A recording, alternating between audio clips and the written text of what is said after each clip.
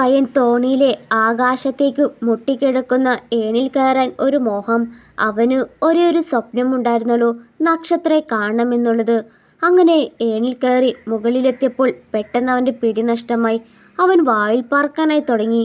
നേരെ അവൻ ചെന്ന് വീണത് ചന്ദ്രനിലേക്കായിരിക്കും. എന്നാൽ അവൻ കണ്ണു തുറന്നപ്പോൾ അവൻ്റെ മുന്നിൽ നിരവധി നക്ഷത്രങ്ങൾ മിന്നിത്തിളങ്ങുന്നു. അവനൊരു നിമിഷം സ്തംഭിച്ചു പോയി. ശേഷം അവൻ താഴേന്ന് അച്ഛൻ്റെ സൗണ്ട് കേൾക്കുകയാണ്. എന്നിട്ടെന്തോ താഴേക്കിട്ട് അച്ഛനെയും മുത്തശ്ശനെയും കൂടി ചന്ദ്രനിലേക്ക് കയറ്റുന്നു.